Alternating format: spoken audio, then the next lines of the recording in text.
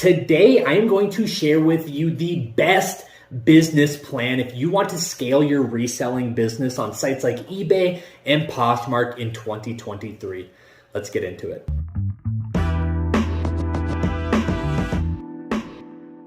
Hey, what is up, everybody? Welcome back to the channel. I'm super happy to have ya. I have a very fun video for today. I'm actually going to be responding to a very thoughtful and insightful question and comment I got on one of my previous videos regarding strategy and business plans. I figured I would do this comment some justice and break it down in a video because I think this is a very good comment. I think a lot of people out there can relate to this person's situation in regards of having a good business plan and how to get inventory and scale and grow your business, stuff like that. It should be a ton of fun. But first, I just want to introduce myself super quick, especially if you are new to this channel. My name is Jacob. I am a full-time online reseller. I have a full-time online reselling business, and I have been documenting the growth of my business on this channel. And well, I'm here to help you through the successes and the failures of me trying to scale my business into something big and special one day. I have big hopes for my business and for this YouTube channel, so I appreciate you guys being here. If you got some value out of this video, all I ask is you hit that like button, consider subscribing, leaving a comment down below. I would love to talk and interact with each and every one of you down there. Nonetheless, I really appreciate the support. Let's get into today's video. All right, so I'm going to be breaking down a comment that I got from a user named Jim, and Jim has a very good comment and question regarding business strategy, how to grow your business, especially when inventory is limited in your local area. So I figured a lot of people can value from this, so I wanted to make a dedicated video to this. I'm gonna unload all my thoughts and tell you exactly what I would do if I was in this situation. So let's just jump right into it. First and foremost, Jim says, "Hi Jacob, I'm new to the channel, but very much appreciate the content." Well, thank you, Jim. That does not go unnoticed. Every single positive and kind comment that I get on this channel, I really appreciate it. You guys are literally the best, and well, thank you, Jim. I appreciate it. Let's keep going. I was just wondering, I am a newbie to reselling, less than 6 months. I am on a limited budget with no bins near me at all. Real quick, when the comment says no bins, it is referring to the Goodwill bins that I have talked about ad nauseum on this channel. It's one of the places that I source inventory, but we'll get to that later. So I thrift at my local Goodwill and Salvation Army. I sell what you have referred to as mall brands: Nike, Under Armour, Adidas, Ralph Lauren, Victoria's Secret, and yes, those are all what I would consider mall brands. Think of brands that you would find at your local mall, you know, items I would sell between that $12 and $25 range. That's typically what I like to look at them as. I do well and have about 450 items in my store. 165 of those have sold. First and foremost, congratulations. That is awesome to hear. 450 items of inventory is no joke. You are starting to gain some serious traction, and selling over 100 items is also no joke. Huge accomplishment. So good for you, and pat yourself on the back because you should be proud of that. But let's keep going. Just wondering what advice you would give to someone in my position. You got a limited budget. Local Goodwill charges a lot for their items. You know, $5.50 for shirts, $8 for sweatshirts. Kids' clothes can be up to $5. It makes it hard, and I agree. But I feel like instead of quality over quantity, I am trying to build it with those $10 to $15 sales with the occasional big sale. Do you feel that that's a good strategy? Appreciate the advice, and I learned a lot from your videos. Again, thank you. Now, do I feel like that's a good strategy? I do. Here's the deal. That is a fantastic strategy if you're just looking to have some supplemental income. If you are really looking to grow and scale your business into something where it could probably replace your full-time income, and I think that there needs to be a few tweaks in your business model. As for a side hustle income or supplemental income, I think you are doing fantastic. I would just, if that's what you are looking for, and again, I don't know what you're looking for, so I'm going to speak to both having a side hustle income and a full-time income. As far as the side hustle income goes, you're doing a fantastic job. As far as being able to source from just 2 places, you know, your local Goodwills and Salvation Armies, and be able, you've already sold over 100 items so far. That is fantastic. fantastic. If you're content with what you're doing as far as supplemental income goes, then just keep on doing this. But if you want to turn this into, let's say, your full-time business one day, or replace your full-time income with this, then I do think that there needs to be a few tweaks and strategic changes as well. So I'm gonna break this down. Now, first and foremost, I have been exactly where you are at. To add a little context to this, when I first started my business, I was in a pretty rural area in Minnesota where all I could source from was some local thrift stores, just like your situation. And well, they charged a lot at the time. When I first started, most of my inventory that I purchased was between $10 and $15. Now I started selling vintage clothing right away, hence the name Vintage by Jacob. So I really looked for that inventory that I could sell between $40 and $60. That was kind of the sweet spot for my business when I first started out, because I had to pay a premium for inventory in my local rural area where I could source inventory. As far as a Goodwill bins, when I first started, I had no idea about the Goodwill bins, and the closest one was several hundred miles away. So that was not a viable resource, especially when I first started my business. So I can relate to a lot of what's going on with your business. I know you're selling more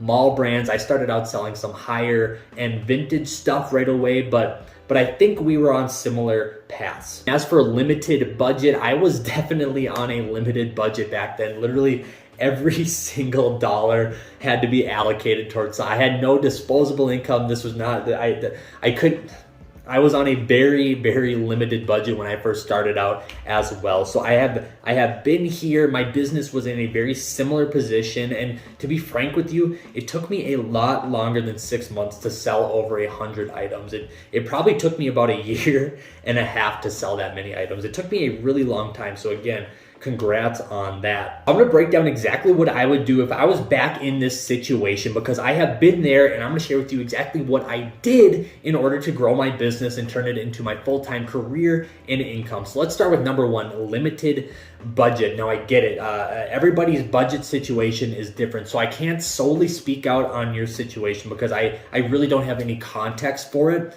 But when it comes to budget, what I would do is I would try to allocate as much of the profits from your business back into reinvesting into inventory. And I have no context to your financial situation, but if you can save 25% of your profits to reinvest back into inventory, great. If you can save 50%, even better. I would aim upwards of 100%. And I know that sounds like a lot because we're all doing this to make some extra money. But if you really want to transition into that full-time income, you have to save as much as you can to really scale your business and to be able to invest into inventory. So I would save as much of that as you can in order to reinvest back into inventory. And it's going to be a slow burn. Trust, I have been there. I have waited. I've been through, I've carried that cross for a long time. I know it hurts and it can take a long time, but it's a necessary evil of this business. And if you want it to become your full-time income. So allocate as much money as you can from the profits of what you're currently reselling to reinvest back into inventory. That is going to be step one for your limited budget. If you want to scale your business, you're going to need more than 450 items in your inventory, in my opinion, to have some to really drive some serious income. So that comes to step number two, which is, well, gathering inventory. And you're going to coincide with step number one. You're going to save up as much money as you can from your profits in order to gather more inventory. And I know that sounds simple, but I'm going to break it down for you. As far as the brands you are selling, keep on selling those. It's going to be very location specific on what you can source. As far as getting more inventory injected into your business, again, you're going to have to work within the means of your budget from what you have saved up from reselling the items you currently have. But I would actually strategically figure out where the closest Goodwill bins is to your location. Again, I don't have any context of where it is. It could be a really long ways away, but when I first started to go to the Goodwill bins and when I first learned about sourcing inventory there, I strategically made plans to go there about bi-monthly, and I've actually rented a U-Haul to go to the Goodwill bins to bring back inventory to my business, and I did it strategically.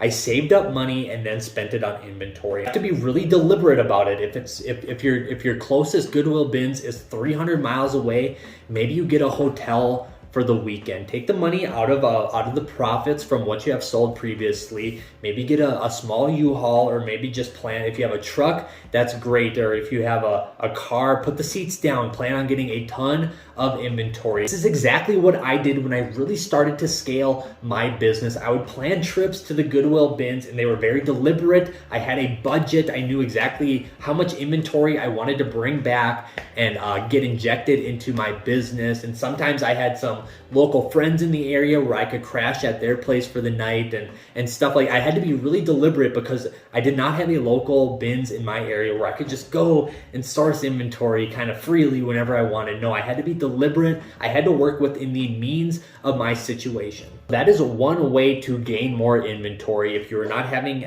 enough success finding inventory at your local thrift stores, which I agree, it can be hard, especially like you said, when you're paying $5.50 for shirts and $8 for sweatshirts. Then your business model kind of has to switch to quality over quantity at that point. But I'm just speaking from experience. My business model really started clicking when I started focusing on quantity over quality. Now I'm at a position where I can kind of revert and play with that model a little bit, but I really just had to do what I had to do in order to get to the position where I'm at. So, well, make some deliberate trips to the closest bins. That is one way to solve the inventory issue. Now, the other way you can solve the inventory issue, again, this is what I did as well, is actually buying wholesale lots off the internet. Look on places like eBay. There's a ton of different places that you can buy wholesale lots, and I've bought lots from all of them. Now, you will pay a premium for this inventory, so again, you have to work within your budget. But if you can allocate a lot of your profits and save up some of that money, you can be pretty strategic on the lots that you buy and actually get some really good inventory into your business. Now, these will be more expensive than the Goodwill bins, even if you have to rent a U-Haul, and even if you have to get a hotel for the night, if you're traveling a ways for the bins. This will be more expensive, but you recoup a little bit of that cost in time. And yes, there is going to be margins on the inventory that you buy from wholesale lots, and really shop around. Sometimes you can get into some good, like on eBay, for example, I've had some good luck on actually placing bids on lots, and I can get some undervalued inventory that way. But if let's say you don't have a Goodwill bins, even within 300 miles of you, it might sound crazy to some people that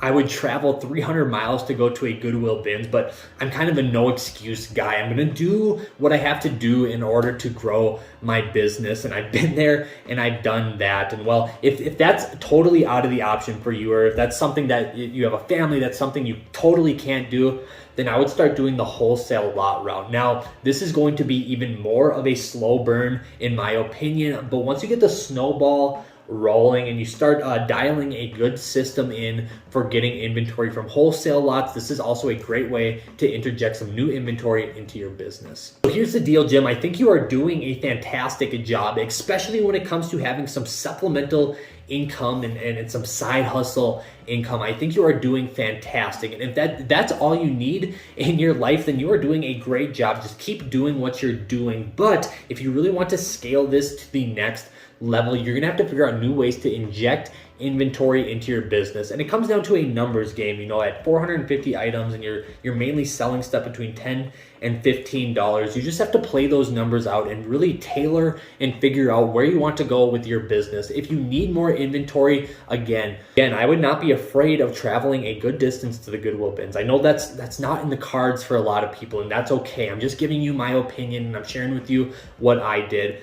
But next, I would pay the premium and really allocate a lot of your profits to start getting into some wholesale lots. Again, I've been there. I know that if you just have a little circuit of Goodwills and Salvation Armies that you're sourcing from in your local area, it take quite some time to build up a good reservoir of inventory that way. And it can be done, and you have kind of proved that you have done that. But again, it's still going to be that slow burn. At least with wholesale lots, you can buy some of that time back a little bit. But again, at the end of the day, if you're going to boil this down, if you really want to scale what you're doing into something that's going to replace your full-time income, it's going to be a savings game. How much can you save of your profits to allocate to new inventory. It's going to be a waiting game. How long can you wait until that saving and that listing and that reinvesting really turns back into your favor, and you can start pulling a little bit more profit out in order to supplement your full-time income until it fully transitions into your full-time income. Those are really the two factors. And again, it can be really discouraging, but I'm just telling you exactly what I've been through and exactly what I would do if I was back in your situation. So that kind of wraps up my thoughts on where your business is at and what I would do in order to scale it into your full-time income. Again, I've been there. I've kind of lived this exact same thing you're going through right now. And well, I'm here to tell you, you can do it. I'm rooting for you. You've already set yourself up in a really good position. Now it's just, you have to decide where you want to take it from here. So really cool. I'm really happy that you added so much context to this comment, because I really enjoyed breaking it down. I really think a lot of people are in your situation as well. They're new to reselling on a limited budget and are seeing where they're at with their business. So I hope if you are one of those people that you also were able to take some value away from me dissecting this comment and this business strategy. But nonetheless, I hope you enjoyed today's video. That's all I have for you today. If you guys have any comments or questions, feel free to leave it down below in any of my videos. I would love to dissect more comments in the future. I think it's a really good way for all of us to learn. So again, thank you, Jim, for the comment and the kind words. I really appreciate it. That's it for today's video. I hope you guys have a fantastic rest of the day. I hope you guys have a good week and weekend of reselling. In the meantime, be good to one another, and I'll see you guys next time. Peace.